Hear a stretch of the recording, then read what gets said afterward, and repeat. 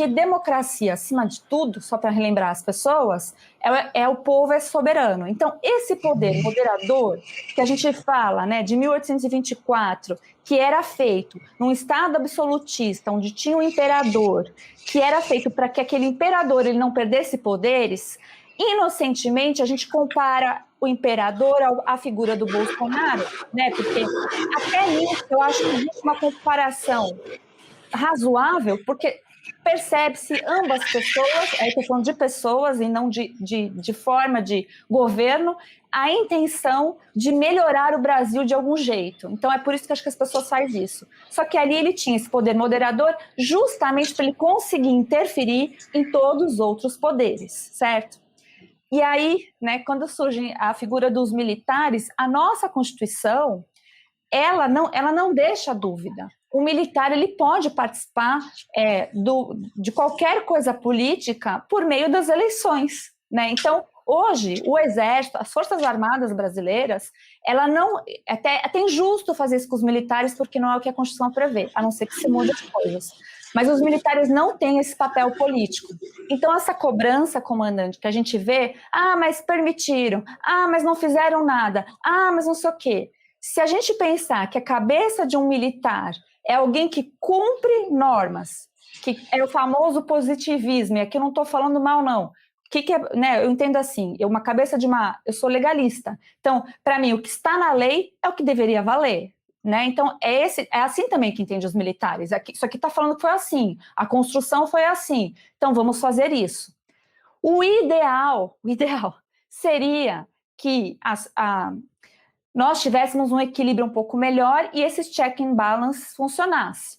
Então, a gente está vendo aí uma usurpação de poderes um no outro, não é só o judiciário que interfere no executivo, e não é de hoje também, nós também vemos o legislativo usurpar funções do executivo, e aqui eu vou dar um exemplo que o pessoal não sabe muito bem, é comum essa confusão. Tribunal de Contas, ele não faz parte do sistema judiciário, ele faz parte do sistema legislativo, e é ele que acaba controlando, muitas vezes, o poder executivo.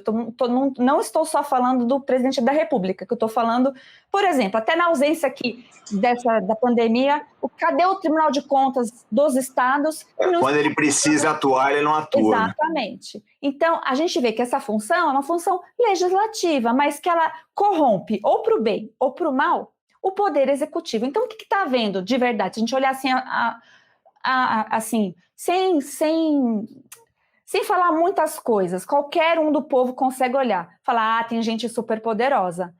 E assim, o ápice disso, comandante, eu acho realmente que quando o executivo, veja que o judiciário, veja a gravidade disso, ele resolve, ele mesmo, criar e usurpar leis no sentido penal.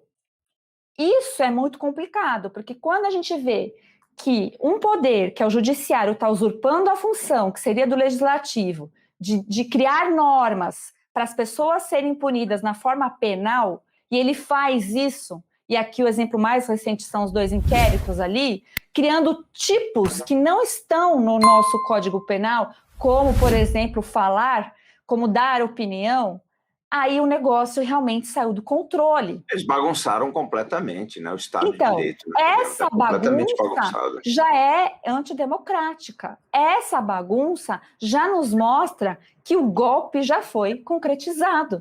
A gente está vivendo hoje, talvez fique forte essa palavra, mas a gente está vivenciando hoje o resultado de anos e anos de desleixo nosso, aí eu vou me colocar aqui junto, como povo, de não observar tudo isso que eu estou contando aqui rapidamente, porque não foi de um dia para o outro, não foi de um dia para o outro que essas pessoas se tornaram superpoderosas. Então, a gente está como se fosse numa cadeia predatória, e está errado. Nós deveríamos estar num Estado democrático de direito. Olha, é uma situação que, na verdade, a gente já previa, porque o Dória deu indícios de que ele faria isso, está fazendo, assim como ele também está dando indícios de que ainda vai piorar mais um pouco. Então, na previsão do Plano de São Paulo, ainda existe uma restrição um pouco maior, que é chamada de fase roxa. Desculpa, gente, mas eu não consigo deixar de rir, apesar da tragédia, porque roxa, né? Fico pensando o que é roxo. E depois disso também temos a fase que pode ser negra, não sei nem se eu tô... Gente, é o nome da fase, tá? Meu Deus. Então é o seguinte... tudo isso está acontecendo e a gente já está vendo esse avanço. Só que um dos problemas cruciais aqui que eu quero falar em relação ao governo Dória, eu sei que está acontecendo em estados como a Bahia, Pará, Rio Grande do Sul e etc. Mas tem algo do governo Dória que realmente nos chama a atenção. Está um estudo publicado aí por um paper, um estudo científico falando de problemas, não vou falar o nome da vacina, mas o imunizante que o Dória trouxe, que parece que vai dar um pouco mais de problema a resistência viral e a mortalidade do vírus. Então, ou seja, isso me deixa bem preocupada. Outra coisa em relação ao Dória, eu gravei um vídeo piquititico, mas porque ele não dá transparência que diz a lei de transparência em relação a leitos, em relação realmente à lotação dos hospitais. Ele ainda fez algo que eu acho bem absurdo, está na declaração do próprio governo federal, no site deles, dizendo algo assim grotesco, que o que o STF decidiu, a competência concorrente, significa que o presidente da República, assim como os governadores e assim como os prefeitos de cada cidade, eles deveriam... cada um atuar conforme o seu poder executivo. E aí, o que ele fez em São Paulo? Ele disse que todas as cidades de São Paulo, que são mais de 600 municípios, têm que obedecer às regras dele, e se por acaso algum prefeito verificar que a cidade dele está melhor e querer melhorar a situação, que ele não pode falar que é lockdown, mas é lockdown, não pode, porque se fizer vai ser notificado e o Ministério Público de São Paulo está pronto e apto a fazer. Está constando a declaração dele, oficial, o que eu fiquei escandalizada, né? Que se não sei se é real ou não, mas é a notícia deles mesmo, mas se for o caso, que Ministério Público é esse, que não vai apreciar o que foi decidido pelo Poder Executivo Federal, sancionado pelo nosso Congresso Nacional, e ainda depois uma ação que discutiu a constitucionalidade no STF, foi assim que eles decidiram. Tá tudo errado, gente. Lamentável, lamentável. Tem uma outra notícia deste mesmo assunto. Leonardo Dias e Léo Pirão também vão comentar essa informação do Estado de São Paulo. Mas tem uma notícia aqui no site Jornal da Cidade Online. O secretário de Saúde de Dória afirma, abre aspas, com lockdown, pessoas vão morrer de fome. O Jean, eu não sei falar o nome dele, é Jean Gorinchiten, sei lá, secretário de Saúde do Estado de São Paulo, reafirmou que já vinha dizendo em público ser contrário ao lockdown no Brasil por considerar que a medida sem o auxílio emergencial vai levar parte da população a morrer de fome. Abre aspas, vou ler só essas aspas e a Fabiana vai comentar. Sou contra lockdown, como é feito em outros países, enquanto nós não tivermos esse auxílio emergencial para as pessoas que dependem disso. Temos que fazer restrições mais robustas e enérgicas. Agora eu entendi. Mas o lockdown no nosso país não temos condições de fazer. As pessoas vão morrer de fome. Vamos ter um problema civil, fecha aspas, garantiu o médico em entrevista à rádio CBN. Jean Gorintin, sei lá o nome dele. E aí, Fabiana Barroso, você já tinha lido essa declaração do secretário de Saúde?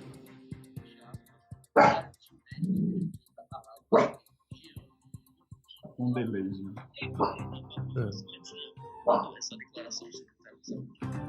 Já foi montado praticamente aqui um show, né, em relação a isso.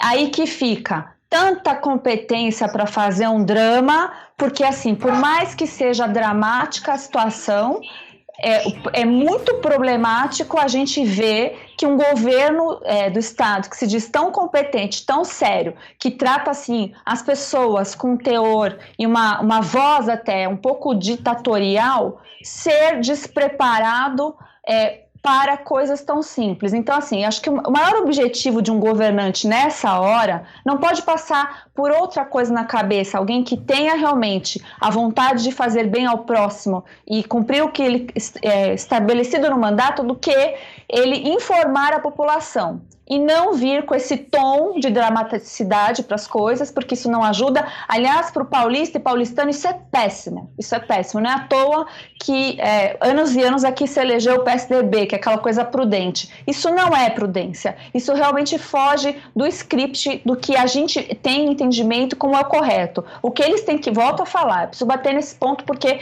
eu preciso incomodar o governador a esse ponto. Ele tem que responder o que eu estou perguntando, porque o que eu estou perguntando é o que passa na cabeça de todo cidadão daqui de São Paulo e, consequentemente, do Brasil inteiro que está sofrendo com esse tipo de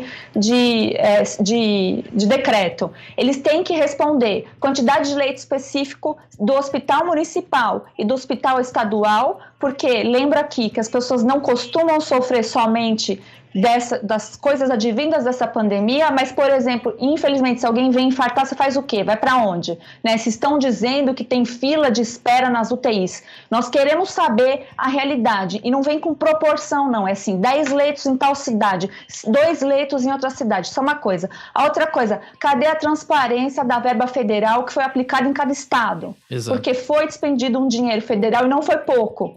Outra coisa, por que aumento de impostos? Porque, obviamente, está caindo a arrecadação, porque estão fazendo isso acabando com comércios, empregos, e aí a arrecadação diminui.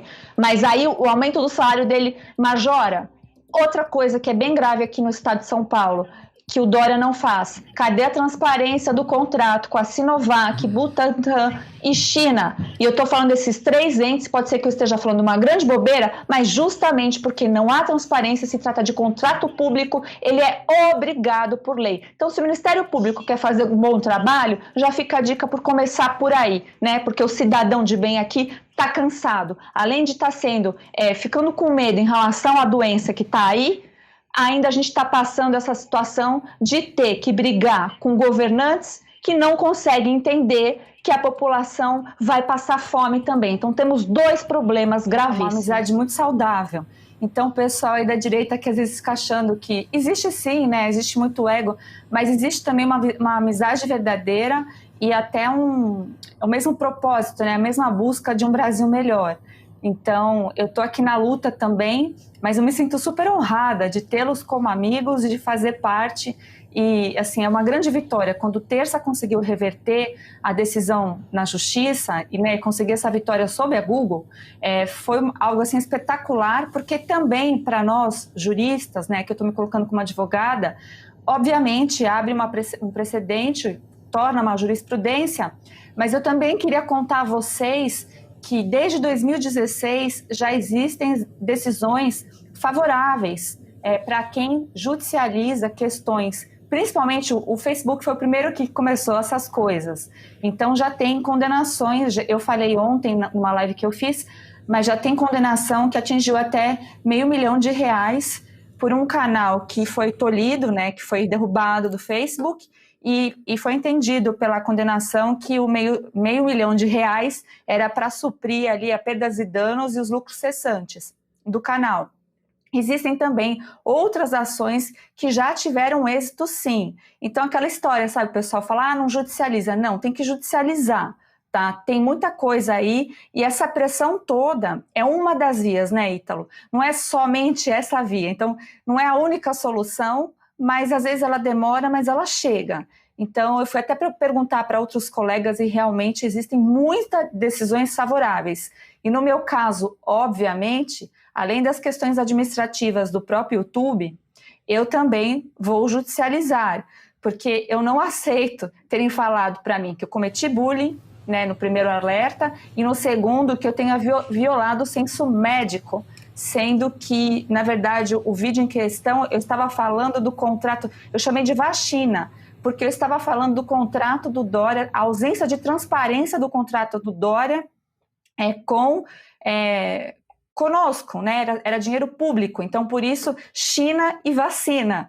E aí eu fui tolhida, fui realmente, né, recebi essa suspensão, e aquela contestação onde a plataforma ela nos permite fazer, que eu fiz, ela é praticamente robotizada. E aí fica aquela questão também. É uma empresa, mas eles acabam sendo nossos sócios, eles ficam com parte do que a gente ganha. E também acaba lesando aí o direito do consumidor. E essa parte que a gente é meio que sócio deles, não existe essa transparência.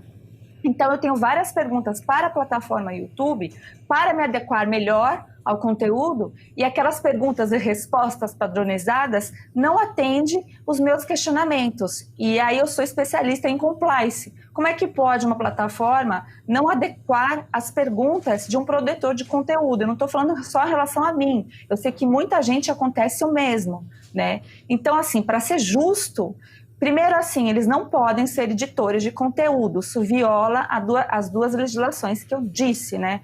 Que já está em vigor, que é a Lei de Proteção de Dados e o Marco Civil da Internet. Então, isso já não tem discussão. O segundo momento é que acaba violando até outros direitos, como eu disse, que teve condenações aí de lucros cessantes e perdas e danos, e cada dia sem canal sim, a gente tem prejuízo real e financeiro. O Terça Livre tinha uma equipe que vocês chegaram a mencionar, não me esqueço, se não me engano, de 30 a 35 pessoas, né, na folha de pagamento, ou um pouco mais, né, Então? 50, né? Acho que são, eu fiz as coisas aqui, tô um pouco mais de 50. Mais de 50. O meu canal são 2 pessoas, mas mesmo assim, são pessoas também que trabalham comigo, e a gente, assim, se esforça demais para produzir um conteúdo, e como você bem disse, é um conteúdo conservador que acaba mexendo com os ânimos dessas plataformas, porque a gente tem um dia, por exemplo, de aula de Nova Ordem Mundial, que o primeiro módulo foi com o professor Alexandre Costa, o segundo agora é com o Heitor de Paula, e a gente tem um módulo de geopolítica, onde se discute as questões do mundo. Então, isso incomoda muita gente. Então, creio, sim, que é pelo conteúdo. E uma coisa que eu fico muito triste também são denúncias que estão sendo feitas, que eu tenho como ver, e essas denúncias, Ítalo e Cássio, elas, infelizmente, estão vindo por parte da direita. Não dá para a gente saber, porque é como a gente falar da China, não tem informação clara, né? A gente acha, a gente supõe, pressupõe, a não ser que a gente tivesse um amigo russo, né? Como a gente não tem, estão falando aqui que eu sou agente infiltrada da Rússia. Não sou não, gente, porque senão eu teria até uma coisa um pouco melhor para falar. Mas, assim, a gente presume, ao que tudo indica, não existe uma oposição, pelo menos no momento, com grande força para tirar, dentro da Rússia, para tirar o Putin do poder, né? E aí, consequentemente, o pensamento de Dugin. Mas, como foi até falado aqui no chat, eu concordo com isso, que as coisas se mudaram na história russa pela interferência externa, né? Então, possíveis aqui falar da Inglaterra, pena, né, nessa hora que a gente não tem, né, o que foi no passado verdadeiramente os conservadores, né, ingleses. Mas, pelo que a gente entende, se eles aumentarem o nível de conflitos externos, assim, é muito difícil hoje presumir alguma coisa desse tipo, mesmo porque as maiores potências militares do mundo estão comandadas por pessoas como o Biden e assim vai, né?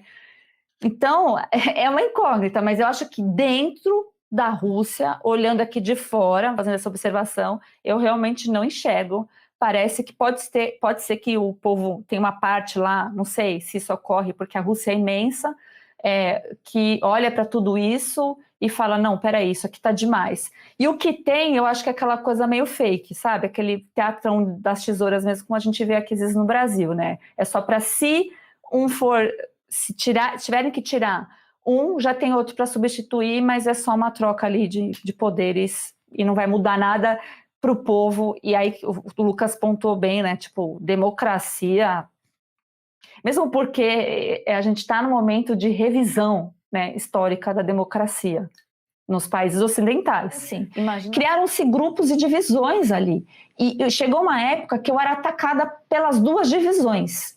Aí eu chegava para as pessoas falando, mas vocês estão me atacando e vocês estão me atacando. Eu tentando, sabe, amenizar, porque eu sempre vi que isso ia dar problema. E está dando. De fato, essas brigas de internet acabam deixando que a gente discuta o que é necessário para o país, para o Brasil, para o governo, para o futuro, para o presente, e a gente ficar nesse mimimi lascado, porque eu acho que as pessoas aí, assim, uma avaliação que eu creio que você até também entenda, que é a questão do ego, né?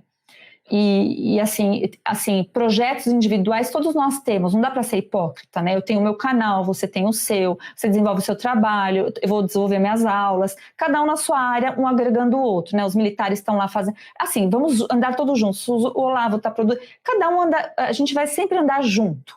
Mas o que não pode é você querer desfazer do outro para poder...